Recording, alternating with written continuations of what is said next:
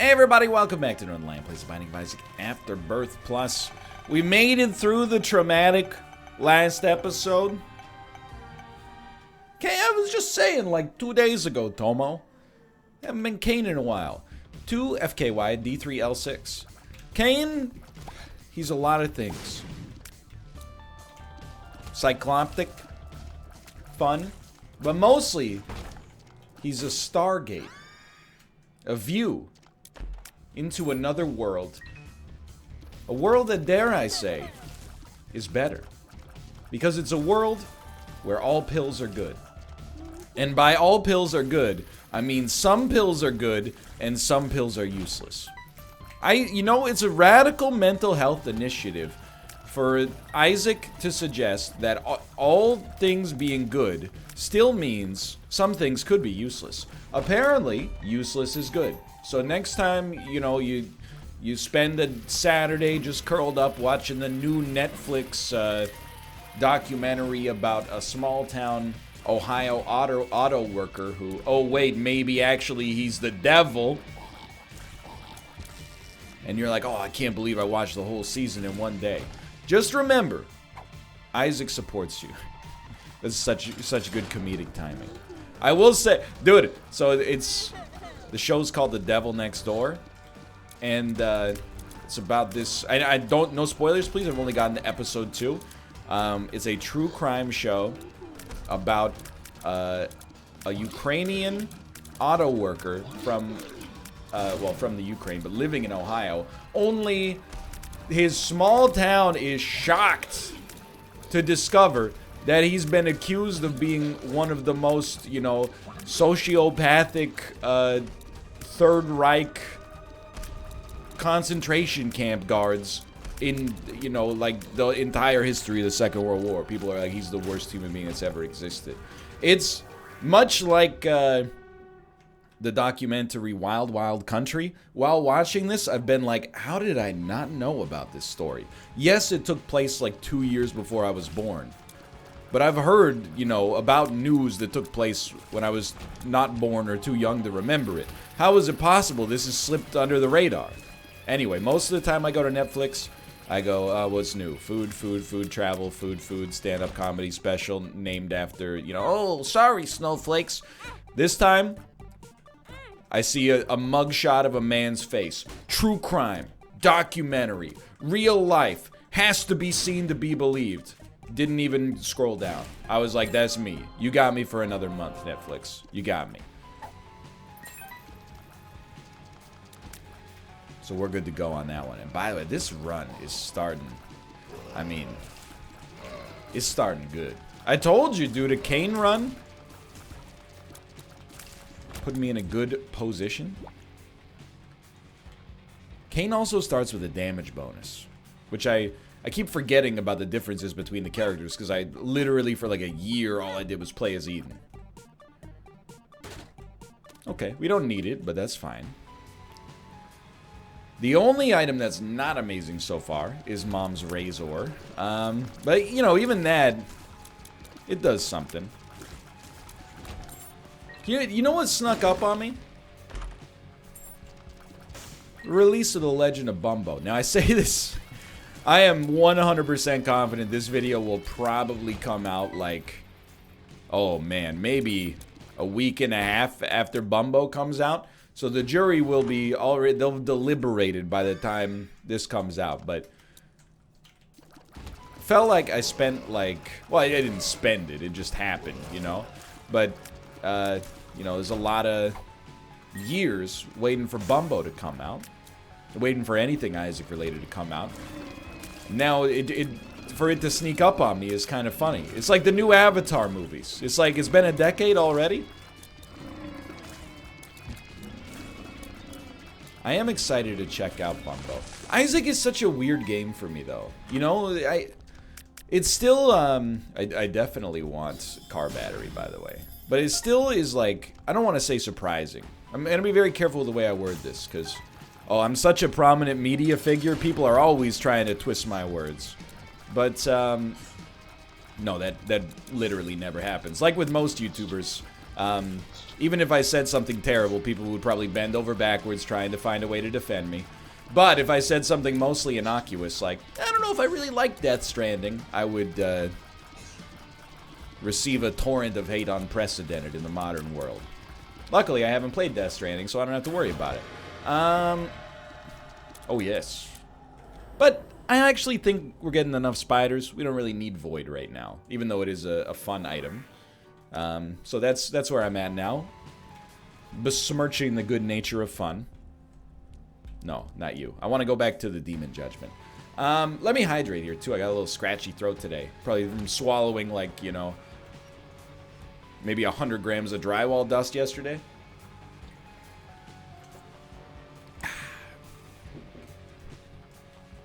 But, I love Isaac. But I don't really feel strongly one way or the other about, like, the lore of the world of Isaac. You know, like, there's, like, 15 different endings. There might be, like, 30 different endings. Yo, we swallowed it. That's so good. To Isaac. And I mean, I get what happens. But at the same time, I'm not like, hi, gamers, I've got a theory for you. I'm like, you know, I love the game on a mechanical level. So for there to be another game in the Isaac cinematic universe, on a lore perspective, doesn't really interest me at all. I'm not really... I didn't play this game and go, man, I wonder about the backstory of Bumbo, you know? Like when T'Challa shows up in Captain America Civil War, you go, oh, snap. I gotta know more about this guy, right? And then we did. Bumbo, on the other hand, I just haven't, you know, never really been like, what's this guy's deal? I always thought his deal was like, we needed 150 more items for the next expansion, so we invented this little cutie right here. But I'm still, you know, I really like almost all the games Edmund has designed, and I'm eager to see how it translates to a puzzle building formula. Because, you know, it might sound, what's the word you'd be looking for here? Needlessly adulatory. You know, like I'm idolizing Edmund in a way that is bereft of merit. But really, like, I love Isaac, I love Super Meat Boy, everybody knows that. But I really, really was impressed with Four Souls as well. I was skeptical that, you know, anything about the Isaac formula would translate well to a board/card game like that, even knowing that Edmund is like a, you know, he's an acolyte of Richard Garfield's World of Magic the Gathering. I was still like, you know, I was interested, but I wouldn't even say cautiously optimistic. I was more just like, I have no idea. I was open, but incredulous, let's say. Then when I played it, I was actually like, this is legitimately like... I'm not going to say one of my favorite board games, because that... It's not because it isn't, it's just because I don't have enough experience in the tabletop community to feel comfortable making a recommendation of that level. But I played like, I don't know, probably like 30 games of Four Souls within the first 3 months of this year.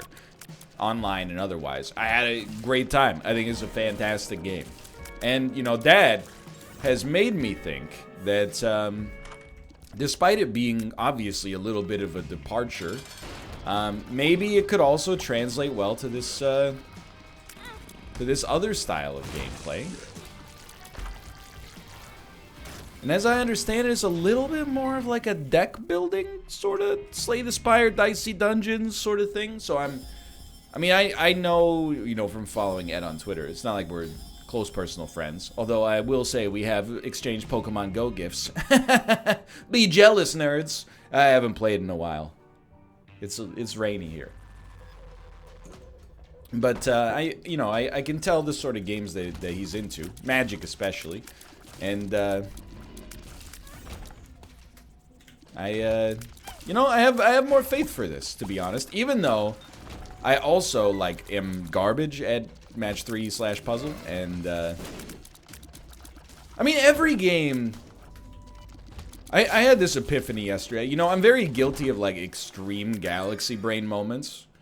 And I acknowledge that in myself, and I find it funny, which is why I bring it up. Deeply embarrassing, but also humorous. I realized, so yesterday, you know, I was using this cordless drill to help put together our furniture, and I was like, man, no matter what, I can't get the screw to drive into the wood.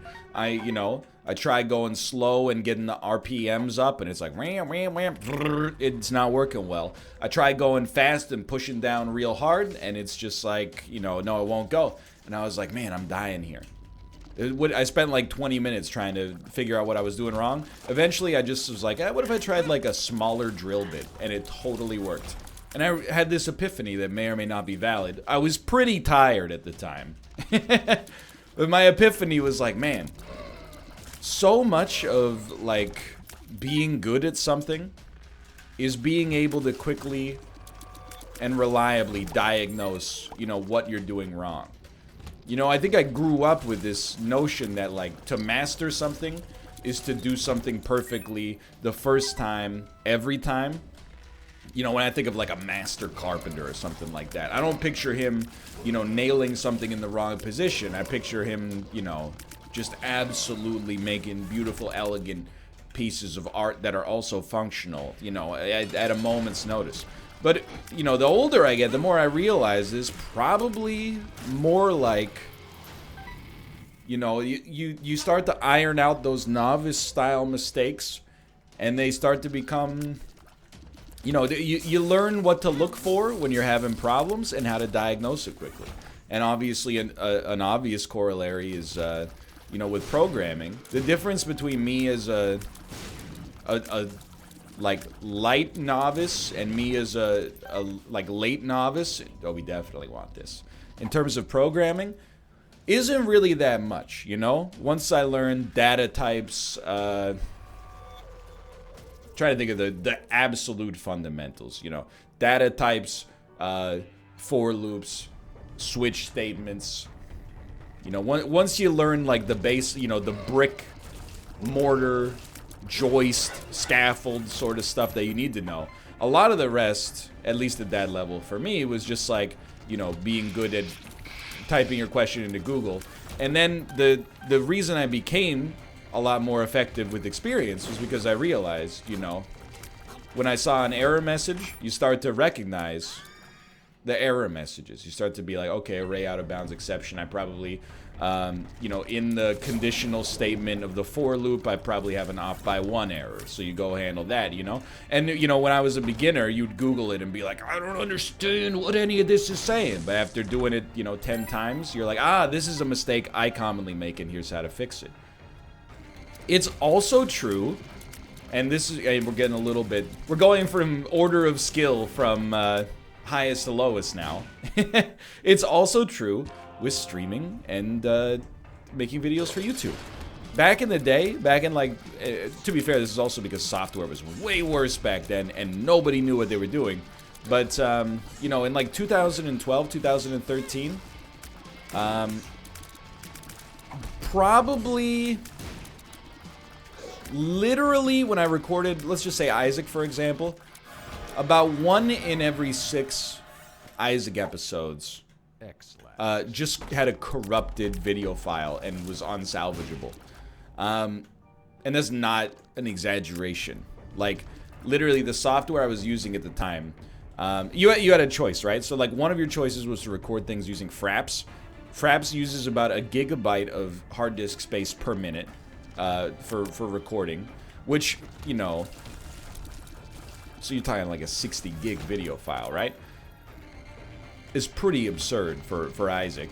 And this was Flash Isaac. It didn't look good enough to warrant that. Not that, you know, I have respect for my elders, I'm just saying. And then you would take the video from Fraps and you would throw it into like a video editing program. You would sync up the audio that you recorded from, you know, a program like Audacity, and you'd sync it 1-to-1. And then, you know, render it. And that worked, but the total time to get an Isaac episode from start recording to, you know, video is ready to be posted on YouTube was like literally 3 to 4 hours per episode. So I used the program called Camtasia, which, again, it was a different era. It automatically synced audio and video. The files were like a gig for, well, for Isaac, they were like a gig anyway. But sometimes, and this was just a known issue, like once every 5 to 10 videos, when you stopped Camtasia, it would just be like, sorry, it didn't take, you know? Wow, Super Greed already. This is the earliest we could possibly fight Super Greed. Sets us up financially very nicely for the next floor. So there's like literally, maybe not hundreds, but there's at least several dozen Isaac episodes, you know, from that era that will never see the light of day because they didn't exist, you know? Like they were recorded live, but then the tape was corrupted, basically. You know, as time has gone on, you learn how to deal with stuff like that. You make a software change. Then you're in OBS and you're like, hey, everybody's voices are low in OBS. You spend like 4 hours troubleshooting the problem. Oh, it turns out if you go to your Windows sound mix option, the, you know, OBS has been cranked down in the mix because of you playing a Uplay game last night, which takes control of your audio sliders. You add that one to your lexicon, and, you know, eventually, after troubleshooting, you know, almost all of the known issues that can exist, you become a master because, you know, the actual act of doing the job is very simple. The only difficult part really is, like, you know, I mean, yes, growing an audience, but, like, on a technical level is, you know, when you have technical problems. But I don't know if that's actually true. Do you have a job where troubleshooting is not, if you really looked at it in the abstract, is troubleshooting not like the most important skill? Because when I was a teenager, I had a great disdain for troubleshooting, you know? And I've talked about this story on numerous occasions, but, you know, when you'd have to call like your internet provider and they're like, can you try turning the modem on and off again? I would just lie to them and be like, yeah, I did it. Didn't work. Yeah, I know it was dumb, and they're just trying to help, okay? Trust me, I don't feel like I have the moral high ground here. But really, and this is, I say this with no sense of irony or self-awareness at all. The number one thing, even if I never publish a piece of code that makes it into production, I have learned, you know, I got the greatest deal on my education in coding. Because it taught me the value of troubleshooting by just learning how to, like, you know, diagnose problems and follow the steps and then abstract that for things that are outside of coding as well.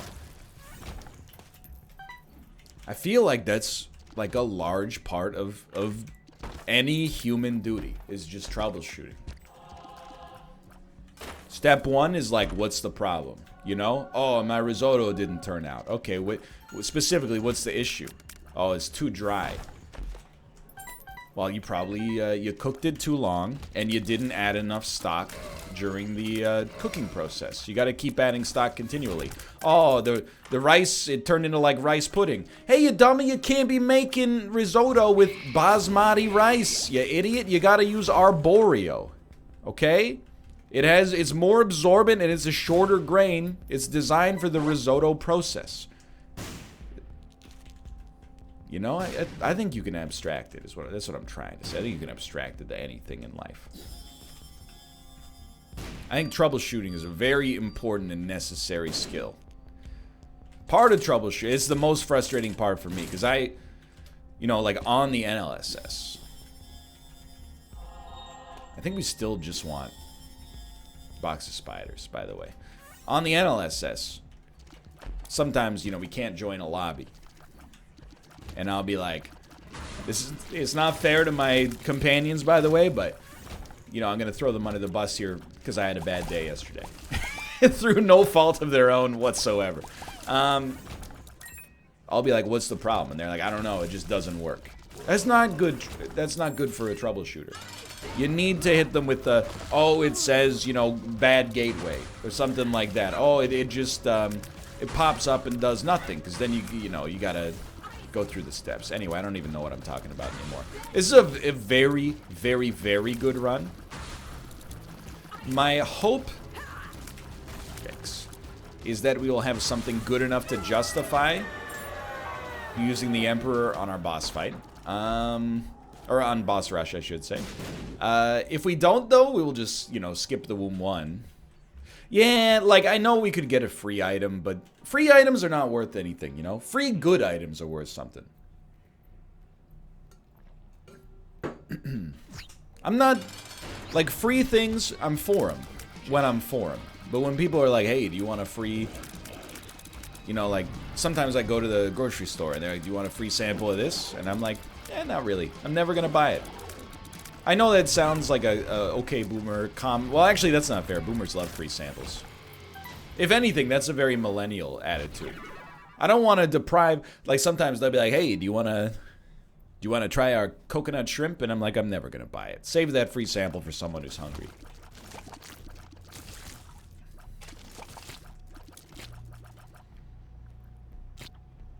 Mostly, though. Not that many grocery stores here offer free samples. Which is why you have to take them yourself from the bulk section. I don't actually do that. I did as a kid once. And it wasn't the bulk section. I think, yeah, it's probably worth it. A lot of kids probably have a story like this. I remember I was probably 5 or 6. My mom took me to the grocery store. And while we were in the fruit and vegetable section, which I don't say out loud because apparently Canadians pronounce it weird. Produce. Sorry, say it weirdly. Superman says it weird. I took a grape. Like, I picked it off of a bunch of grapes. And my mom was like, that's stealing. Don't you ever, ever do that again. She scared the crap out of me. Which is honestly, like, a pretty appropriate reaction. It is stealing. There's no doubt about that. It is a pretty minor piece of theft, to be honest. But it, you know... They're not going to throw the book at a 6-year-old kid for stealing a grape. But, you know, it's the principle of the matter. Plus, I mean, even more so than the theft of the market price of one single grape, probably is more of like a public health concern, you know, that like a kid's going around putting his like snotty little hands all over the fruit, you know? Probably not the best thing. I'm not trying to say I was like a diseased child, but like kids, they're not bastions of hygiene most of the time, you know? Every time I go visit our brother and sister-in-law, you know, they have 2 young daughters, I always get ill. They're always, I don't know if they're like slobbering all over their hands and then rubbing them all over every doorknob or whatever. Then like 5 days a week they're at school with like 30 other kids that do the same thing. You know, it's, they're creating like super viruses at all given times. Anyway, I don't steal from the bulk food section. I do, I shop in the bulk food section the adult way. By buying like a kilogram of a product that I don't know if I actually want, trying it once I get home and realizing I've made a colossal mistake, okay?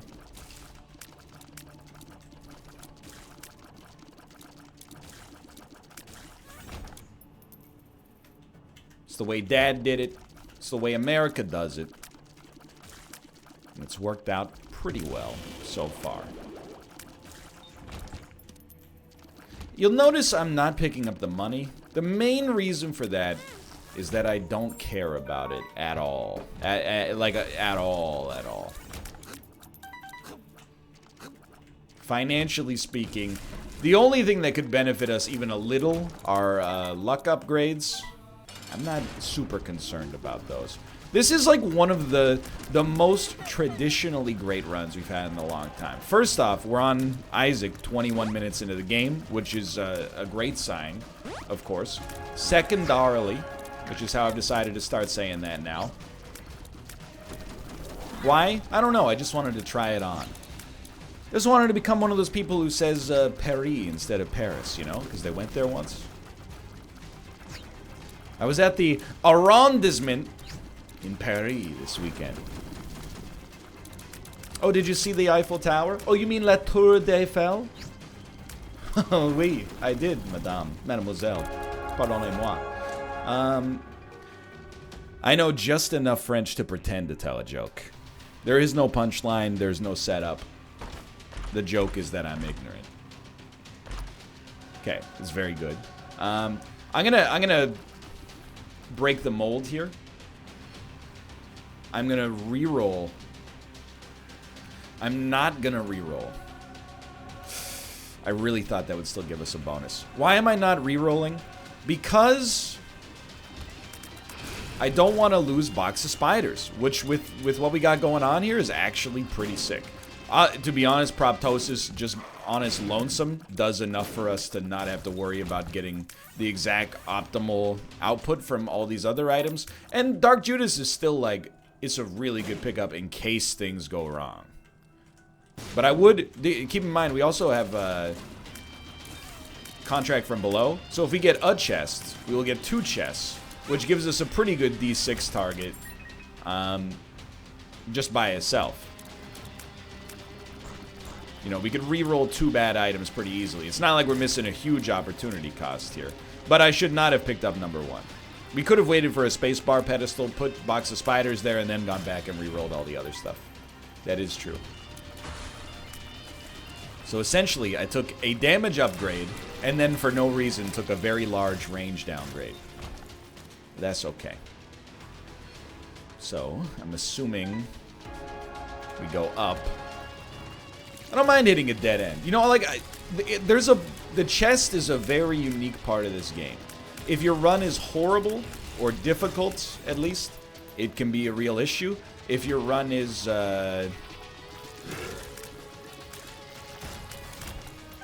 great, it's like a victory lap. It feels nice.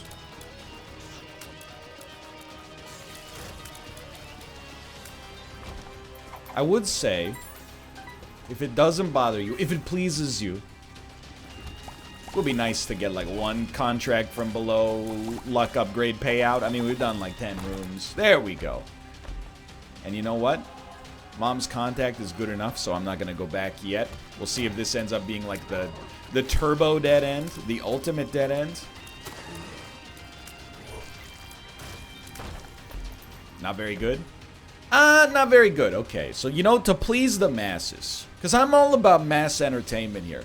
That's why when you come to youtube.com/Northernlion, most of what you see, top 10 Fortnite clips. You know, it's funny, people, I see this attitude sometimes, even in myself. I'm not going to say that I'm immune to snobbery, because that's just, I mean, obviously ignorant. Sure. It's a real dead end. But people are like, you know, other people in my business are like, if I wanted to get big, I would just start playing Fortnite, as if that's just like the total catch-all. Like if you were originally famous for like, I play Final Fantasy Tactics. You may leave, Tomo. And then you'd pivoted to Fortnite, the next day you would have like 12,000 concurrent viewers. People would be like, I've been waiting for this my whole life. You know, Fortnite, there's a mass effect there. You know, if you're like the biggest in the world at Fortnite, you're probably going to be one of the biggest content creators in the world without a doubt. But you still gotta, it requires talent, you know? I would never dispute that.